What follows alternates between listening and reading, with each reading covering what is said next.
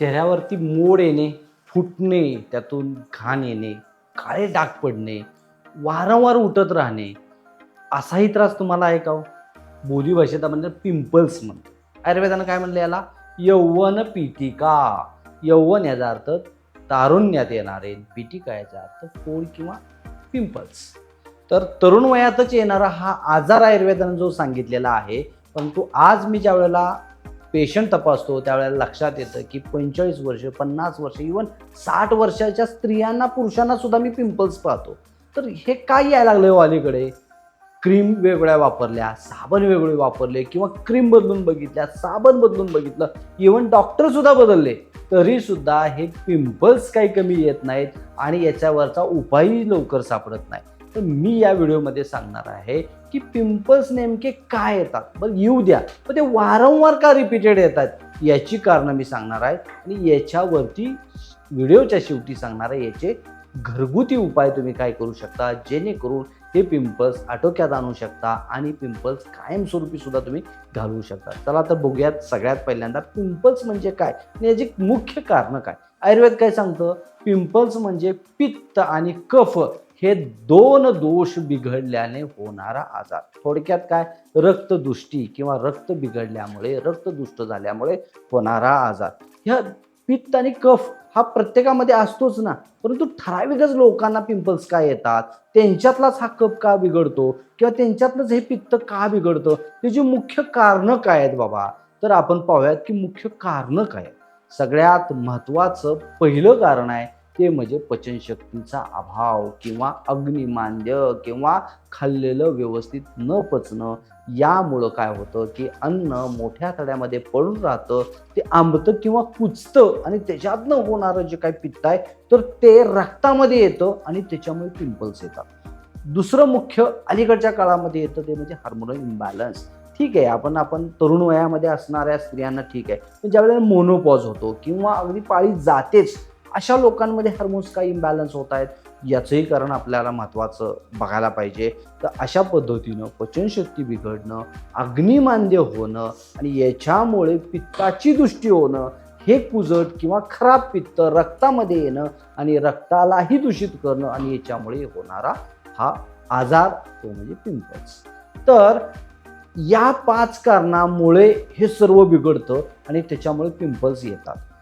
जर हे 5 कारणं आपण दूर करू शकलो नाही तर मात्र तुम्ही किती क्रीम बदलल्या काय, औषध घेतली काय, इव्हन साबण जरी बदललं काय आणि डॉक्टर बदलले काय, तर याच्यातनं पिंपल्स येणं थांबणार नाही. तर या 5 कारणांवरती मी तुमचा दृष्टिक्षेप टाकणार आहे की जेणेकरून तुम्ही या पिंपल्समधून कायमस्वरूपी होऊ शकता मुक्त. काय? पहिलं कारण आहे चुकीचा आहार. चुकीचा आहार म्हणजे काय? पिंपल्सला कोणता आहार असा आहे की जेणेकरून तुम्हाला त्रास देऊ शकतो? सगळ्यात महत्त्वाचा आहे अलीकडच्या सर्वच लोकांना सवय पडलेला तो म्हणजे चहा कॉफी. चहा कॉफी बंद नाही केली किंवा कमी नाही केली तर तुमचे पिंपल्स कायमस्वरूपी जाऊ शकत नाही. दुसरं आहे खराब तेल. खराब तेल म्हणजे काय? अलीकडे सगळ्या तेलामध्ये एक भेसळ येते ते म्हणजे पाम तेलाची.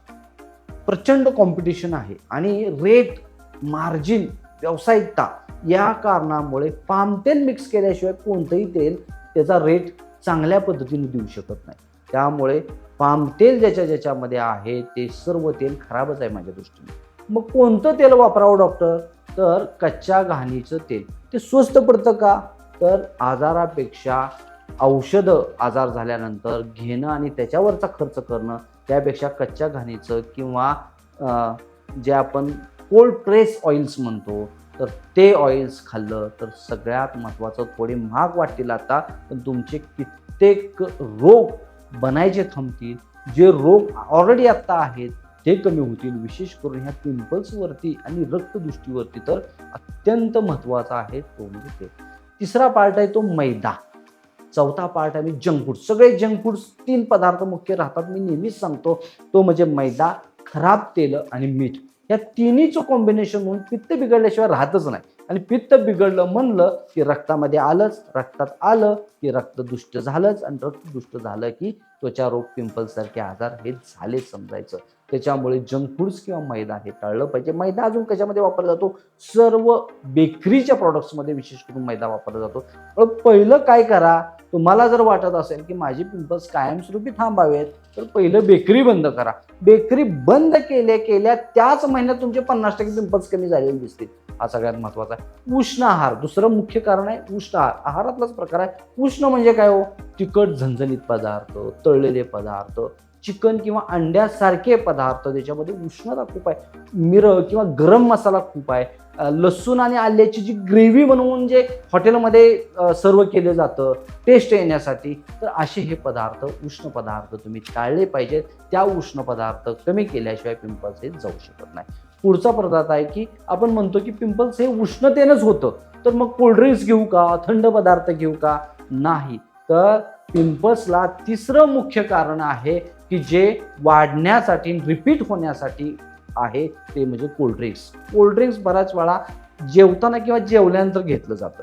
तर ज्यांना पिंपल्स आहेत विशेष करून त्या लोकांनी कोल्ड्रिंक्स हे जेवताना किंवा जेवण झाल्यानंतर घेऊच नये.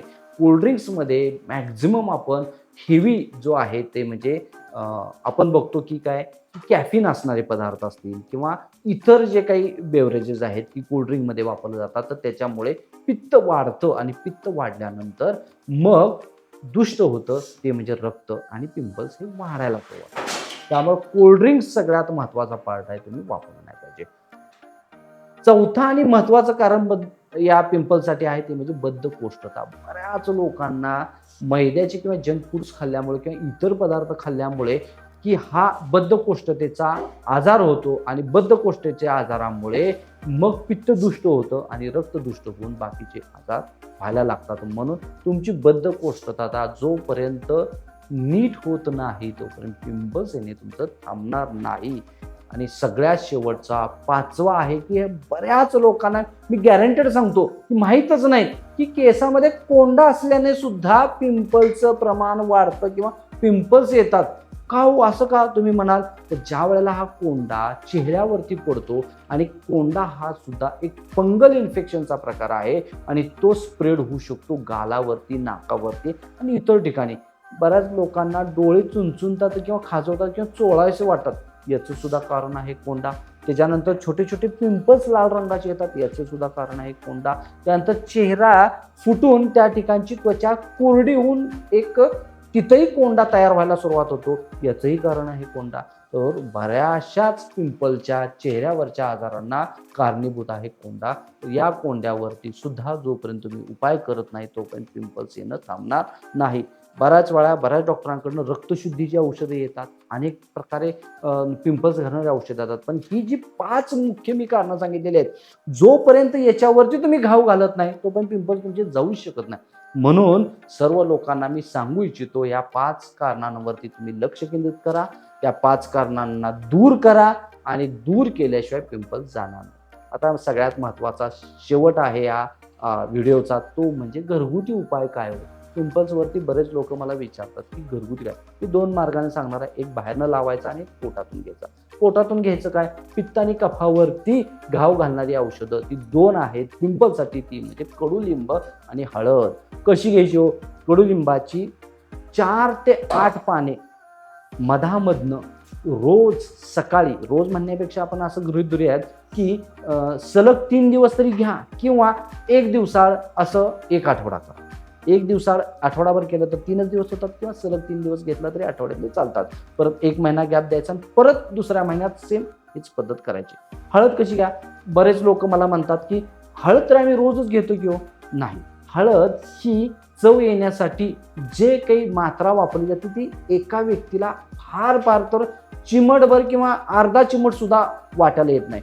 तर औषध म्हणून ज्या वेळेला तुम्ही हळद वापरणार आहे त्यावेळेला तुम्हाला मिनिमम अर्धा चमचा एवढ्या प्रमाणामध्ये हळद पोटात जायला पाहिजे, तेव्हा ती मेडिसिनल ॲज मेडिसिन म्हणून काम तुमच्या करणार आहे. तर ती अर्धा चमचा हळद कोमट पाण्यात टाका किंवा मध पाण्यात टाका आणि ती चांगली हलवून रात्री झोपताना किंवा सकाळी अनुशापोटी एकदा, किती दिवस? तर सलग तुम्ही महिनाभर करायचे. कडुलिंबासारखं करायचं नाही, हळद मात्र महिनाभर करायचे. यानं तुमच्या जे दूषित झालेलं पित्त आहे, दूषित झालेलं कफ आहे, याच्यावरती घाव बसून दोन्ही दोष सुरळीत होऊन पिंपल्स येणं तुमचं थांबल्याशिवाय राहणार नाही. व्हिडिओ आवडला असेल तर सबस्क्राईब करा, फॉलो करा आणि शेअर करायला विसरू नका.